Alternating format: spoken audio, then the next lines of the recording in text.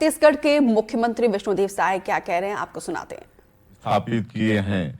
विकसित भारत के निर्माण के लिए, विकसित छत्तीसगढ़ के निर्माण के अपने संकल्प को पूरा करने की दिशा में हम सफलता के साथ लगातार आगे बढ़े हैं।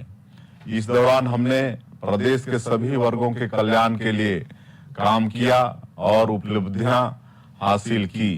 हमारी प्राथमिकता में वे लोग रहे जो सामाजिक और आर्थिक रूप से पिछड़े हुए हैं। पंडित दीनदयाल उपाध्याय जी ने हमें अंत्योदय का संदेश दिया है।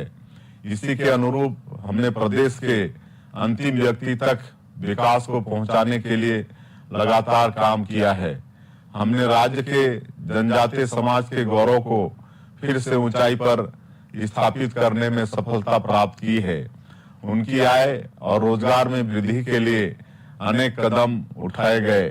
तेंदुपत्ता संग्रहण दर 4,000 रुपये मानक बोरा से बढ़ाकर 5,500 रुपये मानक बोरा कर दी गई। जनजातीय क्षेत्रों में पर्यटन को बढ़ावा देने के लिए नई उद्योग नीति में पर्यटन को शामिल किया गया।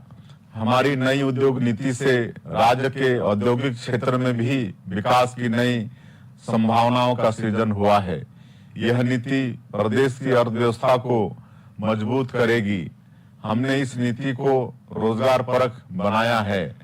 हमने किसानों से किया गया वादा पूरा करते हुए 3100 रुपये प्रति क्विंटल की दर और 21 क्विंटल प्रति एकड़ के मान से धान की खरीदी की। प्रदेश की माता बहनों से किए गए वादे को पूरा करते हुए महतारी बंधन योजना शुरू की गई। इसका लाभ 70 लाख माताओं बहनों को मिल रहा है। जरूरतमंद परिवारों के लिए 18 लाख प्रधानमंत्री आवास उपलब्ध कराने के अपने वादे को पूरा करने के लिए सरकार बनने के दूसरे ही दिन कैबिनेट की बैठक में निर्णय लिया गया। इस निर्णय पर तेजी से अमल करते हुए आवासों के निर्माण के लिए बड़ी राशि भी जारी की गई। इस तरह हमने यशस्वी प्रधानमंत्री श्री नरेंद्र मोदी जी की अधिकांश गारंटियों को 1 साल के भीतर ही पूरा कर दिया है। हमारी एक बड़ी कामयाबी यह भी है कि हम बस्तर के अंदरूनी गांव तक लोकतंत्र और विकास की किरणों को पहुंचाने में सफल हुए। नक्सलवाद के पूरी तरह खात्मे के लक्ष्य की ओर तेजी से आगे बढ़े हैं। छत्तीसगढ़ में नक्सलवाद अब अंतिम सांसें गिन रहा है। हमने वादा किया था कि हम राज्य में सुशासन स्थापित करेंगे। इसके लिए तकनीक का प्रयोग करते हुए शासन प्रशासन को पारदर्शी और भ्रष्टाचार मुक्त बनाने में हमें अच्छी कामयाबी मिली है। छत्तीसगढ़ राज्य निर्माता पूर्व प्रधानमंत्री भारत रत्न स्वर्गीय अटल बिहारी वाजपेयी जी के सुशासन के सपने को हम लगातार साकार कर रहे हैं। पुराणों में जिसे रामराज कहा गया है उसे ही हम सुशासन कहते हैं। अपने वादे के मुताबिक हमने सीजीपीएससी परीक्षा प्रणाली को बेहतर बनाया है।